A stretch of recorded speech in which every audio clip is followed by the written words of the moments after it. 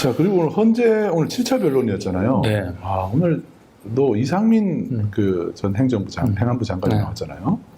그래서 이제 오늘 뭐 이상민 장관이 그 전 장관이 나와서 많은 얘기들을 했어요. 근데 제가 볼 때는 윤석열에게 사실상 별 도움이 되는 발언을 하지 않았고 약간 그 위법적인 이 지시를 하는 과정 또 뭐 국무회의의 절차적인 그 하자 이런 거에 대해서 약간 비어 있는 부분들을 결정적으로 다 채워주는 네. 역할을 저는 했다. 거꾸로 탄핵 도우미 역할을 했다. 이렇게 저는 판단을 합니다. 네. 그런데 언론들 같은 경우는 언제서부터인지 뭔가 그 헌재에 나와가지고 검찰에서 했던 진술과 다른 또 국회에서 했던 진술과 달리 얘기하면 마치 탄핵 소추안을 발의했었던 국회 쪽이 조금 불리한 것처럼, 네. 불리하게 돌아가는 것처럼 그렇게 보도를 하거든요. 네. 근데 제가 볼 때는 그래서 이 언론 보도들을 보면서 너무 불안해하실 건 없을 것 같습니다. 네. 네, 오늘 중요한 얘기들 굉장히 많이 했어요. 이건 오늘은 이제 그중에서 이제 가장 핵심적인 부분만 세 개만 들어보죠. 네. 네. 그래서 먼저 이제 그 단전 단수 지시한 문건 관련해서 드디어 이상민 장관이 그런 문건이 대통령실에서 그런 문건을 봤다라고 하는 증언을 한 거예요. 사실 국회에서는 답변하지 않겠습니다 그랬잖아요. 네. 쪽지 관련해서 여쭤보겠습니다. 대통령이 평소 뭐 증인 포함 국무위원들에게 어떤 지시하실 내용이 있으실 경우에 보통은 어떻게 합니까? 전화로 합니까? 아니면 문건 같은 걸로 합니까? 그 면전에서 지시하실 때는 그냥 말씀을 하시고요. 그 다음에 경우에 따라서는 급한 일 같으면 전화로 말씀하시는 경우도 있으십니다. 그리고 보통은 이제 정식 개통을 통해서 지시사항이 이렇게 문서로 내려옵니다. 네. 증인은 비상계엄 선포 전후로 대통령 집무실에서 대통령 또는 국방부 장관으로부터 비상계엄과 관련된 어떤 지시사항이 기재된 쪽지 받으신 적 있으십니까? 전혀 없습니다. 그러면 대통령이나 국방부 장관이 쪽지를 주진 않았지만 보여주면서 어떤 지시 내용을 알려준 적은 있습니까? 그런 사실도 전혀 없고요. 뭐 이번 대통령에 대한 검찰의 공소장을 보니까 뭐 보여줬다는 얘기가 나오는데 대통령이 주면 주지 뭘 보여주고 뭐 그렇게는 상식적으로 저는 납득이 안 갑니다. 네. 대통령이나 국방부 장관으로부터 언론사 등 특정 건물에 대한 단수에 대한 조치를 구두로라도 지시받은 적 있습니까? 전혀 없습니다. 그런데 언론을 보면 증인께서 소방청장에게 몇 군데 단수를 지시했다는 이야기가 계속 나오는데 소방청장과 통화는 하셨죠? 통화했습니다. 왜 통화하신 거고 어떤 이야기 했는지 말씀해 주실 수 있습니까? 조금 설명이 필요한데요. 제가 대통령실에서 종이 쪽지 몇 개를 좀 멀리서 이렇게 본 게 있습니다. 그런데 그 쪽지 중에는 소방청 단전 단수 이런 내용이 적혀져 있었습니다. 그때가 언제였냐면은 제가 대통령님께 이제 그 국무위원들의 분위기, 국무위원들이 생각하는 거 그런 만류하러 들어간 자리에서 짧게 한 1, 2분 머물 때 잠깐 얼핏 보게 된 건데요. 그리고 나서 이제 비상계엄이 선포가 되고 제가 이제 광화문으로 돌아가는 제 차 안에서 그 쪽지 본 게 생각이 났습니다. 그런데 그 쪽지가 어떤 맥락에서 작성이 되고 어떤 의미인지는 잘 모르겠지만 제가 본 대로 만약에 단전 단수를 소방이 한다고 할 경우에 이것을 무작정 하게 되면 거기 국민들에게 큰 안전사고가 발생할 수도 있겠다. 경우에 따라서는 큰 인사사고가 갑자기 단전 단수를 하면 인사사고가 발생할 수 있겠다라는 생각이 들었고 사무실로 돌아가는 내내 그게 굉장히 마음에 쓰였습니다. 그래서 사무실로 돌아간 다음에 이제 큰 사건 사고 접수된 거는 없는지 어떤 각종 시위나 충돌 같은 상황은 없는지 그런 상황이 전반적으로 궁금해서 제가 경찰청장과 소방청장에 차례로 전화를 했습니다. 소방청장에게 전화하면서도 그런 것들을 물어본 다음에 아까 그 쪽지가 생각이 또 나고 걱정이 돼서 만일의 경우를 대비해서 국민의 안전에 대해서 최우선적으로 그리고 꼼꼼히 챙겨달라라는 취지에 당부를 한 거고, 언론이나 이런 데서 일부 보도되는 것처럼 제가 소방청장에게 단전단수를 지시한 것이 아닙니다. 네, 오늘 좀 길게 얘기는 했어요. 나름대로 이제 윤석열 변호인이 이제 묻는 질문이기 때문에 본인은 좀 자신한테 이제 유리한 질문이라고 생각하고 답변도 그동안에 국회에서는 답변을 안 했었는데 오늘 편하게 얘기를 했죠. 전체적인 취지는 단전단수와 관련해서 대통령으로부터 지시를 받은 적도 없고 자기가 소방방재청장한테 그 지시를 전달한 적도 없다. 이 얘기를 하고 싶었던 거예요. 네. 예, 그런데 어쨌든 굉장히 중요한 그 당시 계엄 당일날 대통령실에 단전단수 소방청장한테 단전단수를 지시하는 내용이 담긴 문건이 있었다라고 하는 사실을 확인해 준 거예요, 사실은. 네, 이게 중요한 거죠. 그렇죠. 예. 그리고 소방방재청장은 이미 국회에 와서 확인을 했지 않습니까? 자기가 단전단수 지시를 받은 적이 있다. 네. 그것도 이상민 장관으로부터. 이상민 장관은 자기는 지시를 한 적이 없다고 얘기하지만 어쨌든 대통령실에 있었던 단전단수와 관련된 문건이 있었고 그리고 소방방재청장은 그 지시를 받았다라고 얘기를 하고 있단 말이죠. 그래서 이상민 장관은 오늘 본인은 나름대로 자기가 잘 방어했다고 생각하는지 모르지만 제가 볼 때는 숨기고 싶었던 단전단수 계엄 지시 문건이 존재를 오늘 확인해준 굉장히 혁혁한 공로를 세우셨습니다. 네. 그러니까 지금 그 윤석열도 그렇고 이상민도 그렇고 네. 공통점이 있는 게 윤석열은 김만배를 상갓집에서 멀리서 봤다 그랬잖아요. 네. 그러니까 이상민도 네. 이 단전단수 쪽지를 네. 멀리서 봤다 그러죠. 그냥 기억이 안 난다라고 얘기하면 될 텐데 멀리서 봤다 그러고 그 단전 단수가 그대로 시행이 되면 그 문제가 될 것 같아서 계속 그 사무실로 돌아오는 중에 마음에 걸렸다라고까지 확인 사살까지 해주셨어요. 그러니까 이제 우리가 네. 멀다는 개념이 한 뼘이 먼 건지 네. 아니면은 한 두 뼘이 먼 건지 알 수가 없잖아요. 네. 그러니까 저런 애매하고 불확실한 얘기를 하면서 거짓말을 하기 싫고 네. 그렇다고 자기의 의도는 감추고 싶고 이런 것들을 이제 하는 단어가 멀찍이 네. 아니면 멀리 이런 거거든요. 근데 최소한 그 문건이 무슨 문건지를 보려면 최소한 이 정도 거리는 있어야 되는 거 아니에요? 네. 눈에 보였다는 거잖아요. 네. 글자가. 네. 네. 그러면 멀리라는 표현을 쓰면 안 되는 거죠. 네. 네. 근데 이제 문건을 이제 보게 된 게 그 여러 명이 있는 가운데서 본 게 아니고 자기가 잠깐 이제 접견실에 나가 있다가 그 집무실로 이제 대통령하고 상대로 설득하려고 들어왔을 때 둘이서 이 독대를 할 때 단 둘이 있을 때 그 문건을 봤다는 거거든요. 그렇죠. 그러니까 제가 볼 땐 그 둘 사이가 있을 때 그 굉장히 중요한 문건을 윤석열이 전달해 준 것 같아요. 둘 사이에서 일어난 일이기 때문에 둘 사이만 저렇게 입을 맞추면은 문제가 없을 거라고 생각하는지 모르지만 어쨌든 그런 문건의 존재를 확인을 해준 거죠. 그렇죠. 어쨌든 이상민의 시력은 좋다. 오늘 결론은 그겁니다. 자, 다음은 어떤 내용인가요? 그리고 다음은 이제 국무회의 이제 성립 요건과 그 관련된 건데, 이거 우리가 누누이 얘기했었다고 했잖아요. 계엄 당일날 11명의 국무위원들, 윤석열 국정원장까지 포함을 해서 이 11명들을 같이 보면 안 된다. 제일 처음에 모였었던 그 을사 6점들. 예.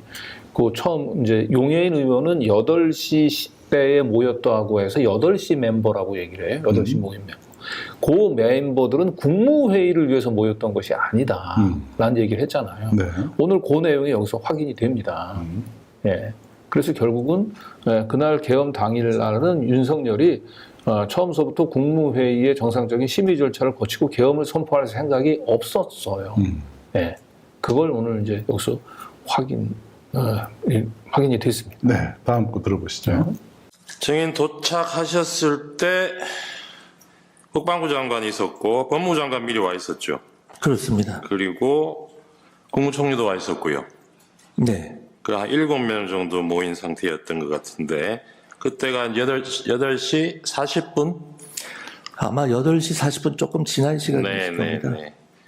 이 7명이 증인도 마찬가지 증인 포함해서요. 이 7명이 이날 국무회의를 한다고 알고 온 사람이 있었습니까? 다른 분은 잘 모르겠고요. 네. 저는 국무회의를 한다고 간 것은 아닙니다. 그렇죠. 네. 그리고 여기서 뭐 이 단계에서 이 시점에서 다른 국무위원들 마저 도착할 때까지 국무회의 정족수 채우기 위해서 그거 기다리고 있던 상황도 아니죠. 맨 처음에 대통령 집무실에 모였을 때는 그렇습니다. 그렇죠. 네. 그 나중에 국무총리가 한덕수 총리가 이거는 뭐 누군지는 모르겠지만 국무회의 거쳐야 되는 거 아니냐는 얘기가 나와서 그때 나머지 국무위원들 부르기 시작한 거고 그 이전 상황에서는 이거 국무회의 전제로 뭐 다른 국무위원들 기다리고 있거나 이런 상황은 아니었던 거죠. 제 기억은 그랬던 것 같습니다. 국무회의를 해야 국무회의 심의를 거쳐야 된다. 누군가 네, 얘기를 네, 했고 그래서 우리가 총님한테 총님 들어가서 대통령께 한번 여쭤보시죠. 알겠습니다. 뭐 그렇게 됐던 것 같습니다. 증인 도착해서 보니까 그때 밤 10시에 22시에 계엄 선포 대국민 담화를 한다는 계획이었다는 거 확인하셨을 거 아닙니까? 네, 그렇습니다. 근데 증인이 도착하신 게 8시 40분 좀 넘었고 네, 그 당시에는 7명 정도만 모였고 네, 나머지 국무위원들 부르기 시작한 거는 제가 기록상 보니까 9시 20분 이후인 것 같아요. 그 최상목 부총리가 그 뒤에 제일 먼저 도착한 사람 같은데 거기도 전화 받은 게 9시 35분이라 그래요. 뭐 그런 내용은 제가 잘 그러니까요. 모릅니다. 이 처음에 대국민 담화를 10시로 잡았을 때는 그 전에 국무회의를 거친다 이런 계획은 없었던 걸로 봐야 되겠죠. 그건 제가 모르겠습니다. 대통령께서 시간상으로 그렇다는 겁니다. 네, 어떤 생각을 갖고 계셨는지 알 수가 없습니다. 네. 네, 본인이 무슨 발언의 의미를 정확히 파악을 하고 하는지 모르겠는데 굉장히 중요한 걸 또 확인해 주신 거예요. 네.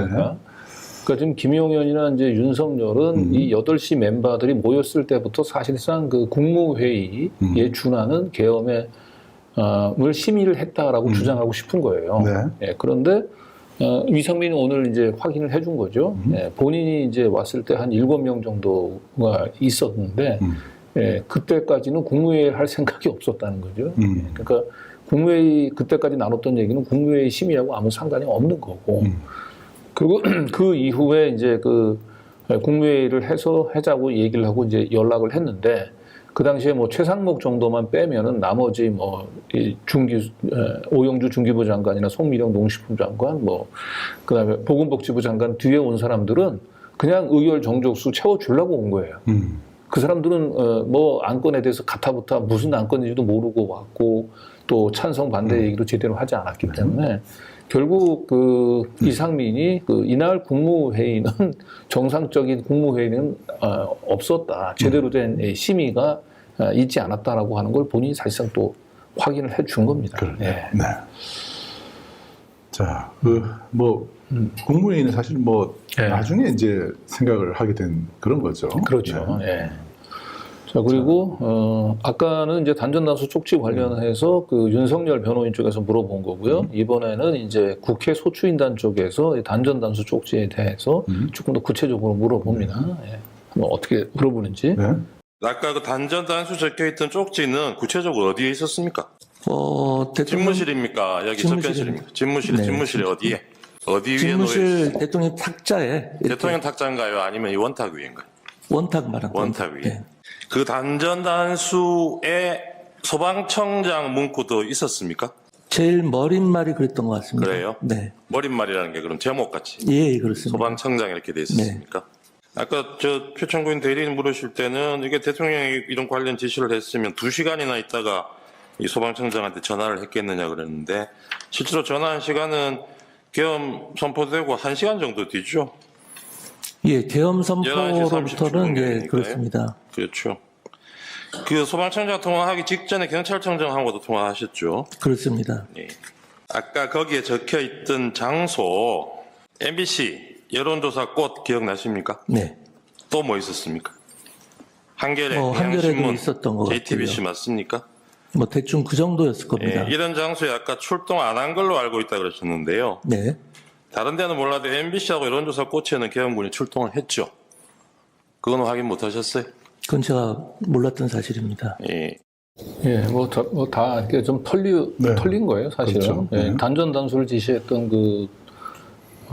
이제 그 방송, 언론사들은, 이상민은 원래 계엄군이 출동도 하지 않았고, 계엄군이 출동하지 않았는데 무슨 단전 단수를 할 수 있었겠냐, 이렇게 얘기를 했는데, 결국 계엄군이 출동했죠, 네. 사실은. 그리고 단전 단수 쪽지가 어디서 받느냐라고 얘기했을 때, 국무위원들이 모여 있었던 접견실이 아니고, 윤석열이 있는 그 집무실, 그리고 그게 집무실 원탁회의. 예. 원탁회의죠. 윤석열의 책상이 아니고 그 집무실에 이제 사람들 이제 와서 앉아 있을 때는 네. 원탁 테이블. 테이블에 놓여져 있었다고 얘기하는데 그 원탁 테이블 주변에 7명이 1시간 정도를 앉아서 얘기를 하고 있었거든요. 그렇다면 거기 있는 사람들이 그 문건을 못 볼 리가 없어요. 네. 예. 그래서 제가 볼 때는 거짓말하고 있는 겁니다. 제가 볼 때는. 그냥 윤석열이 이상민 장관 들어오라고 해가지고 단둘이 있는 데서 이 쪽지 문건을 준 거죠. 그리고 본인이 그 쪽지에 따라서 사무실로 돌아가자마자 소방방재청한테 전화 걸어가지고 단전 단수를 부탁을 한 거죠.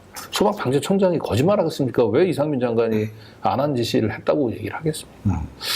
그래서 사실상 오늘 다 털린 틀렸어요. 걸로 보이고요. 결론은 이상민은 눈이 좋더라. 이런 얘기죠.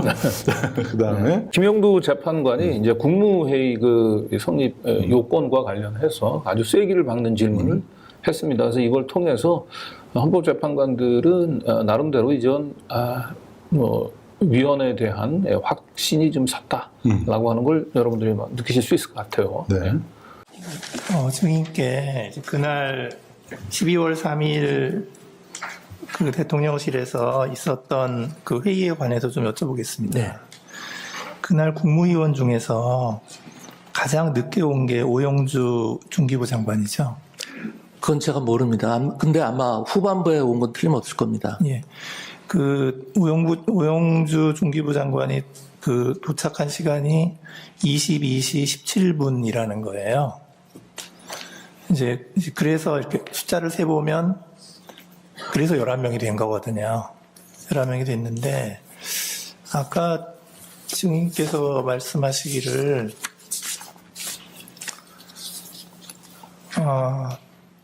대통령이 국무위원들 다 왔냐고 물어보았고 다 도착을 하지 못했다는 말을 듣고 대통령이 다시 집무실로 들어가서 기다렸고 네. 과반인 11명의 국무위원이 도착했다는 보고를 듣고 다시 대회의실로 나왔다 이렇게 말씀을 하셨는데요. 제가 보고를 듣고 나왔다고는 말씀을 안 했고요. 네. 아마 그렇게 하셨을 것 같습니다. 예. 네. 그런데 이제 오영주 중기부 장관 말을 들어보면 중기부 장관이 회의장에 도착했을 때 이미 대통령께서 말씀 중이셨고 제가 자리에 앉을 당시에도 대통령께서 혼자서 계속 말씀을 하시던 중이었는데 당시 대통령께서 계엄이 필요하다고 말했던 것 같습니다. 이제 그래서 그 계엄이라는 단어를 듣고 너무 놀랐습니다. 이렇게 얘기를 하거든요. 그러니까 오영주 장관이 도착하기 전부터 뭔가 이렇게 회의가 진행되고 있었던 것 같거든요. 그러니까 그때 시계를 보면서 이렇게 하거나 그럴 경황이 전혀 없었기 때문에 지금 말씀하시는 시간이라든지 그런 거는 제가 전혀 알지 못하고요.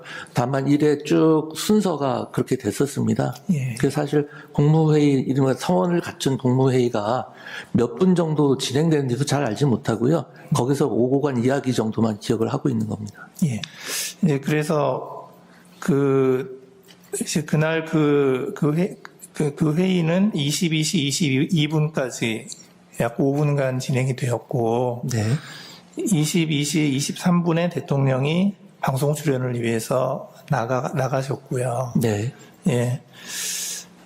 이제 그렇게 진행이 된 것 같은데, 그래서 그 오영주 중기부 장관을 기준으로 하면, 5분 네. 동안 진행이 된 것 같아요. 네. 예. 근데 이제 국무회의 간사는 그 행안부 소속 의정관인 네, 것이죠. 맞습니다. 네. 즉 그때는 경황이 없었기 때문에 참석을 못한 거죠. 의정관은.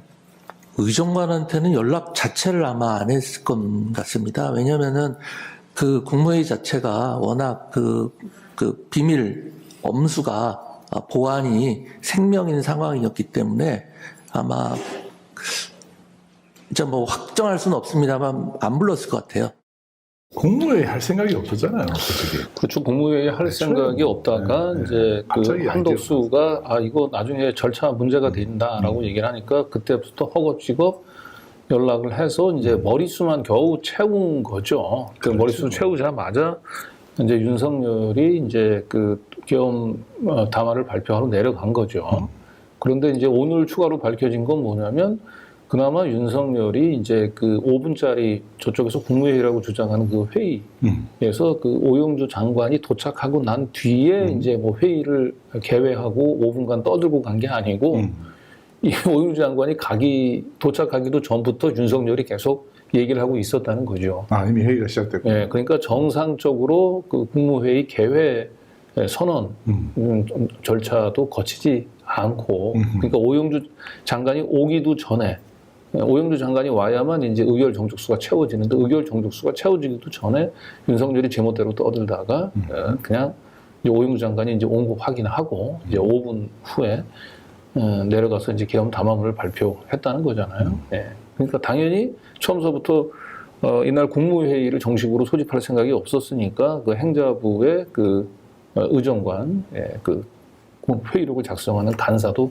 부르지 않았던 거죠. 네. 아주 엉망진창인. 그러니까 계엄이 성공하면 네. 그렇게 뭐가 문제겠냐 네. 이런 정도로 생각했던 것 같아요. 그렇습니다. 네. 네. 그래서 뭐 국무회의 그 소집 절차 상의 국무회의 자체가 아예 성립이 되지 않았다라고 얘기하는 게 너무 여실히 확인이 되고 그리고 이제 단전 단수를 지시하는 이 쪽지도 대통령실에서 발견된 존재한다는 사실도 오늘 확인이 된. 네. 네. 그런 차원에서 오늘 사실상 이상민 장관이 윤석열을 확실하게 그 탄핵 파면으로 몰고 가는 아주 결정적인 도우미 역할을 오늘 톡톡히 해냈습니다. 눈 좋은 물귀신이다. 이렇게 정도 정리를 좀 하겠습니다. 네.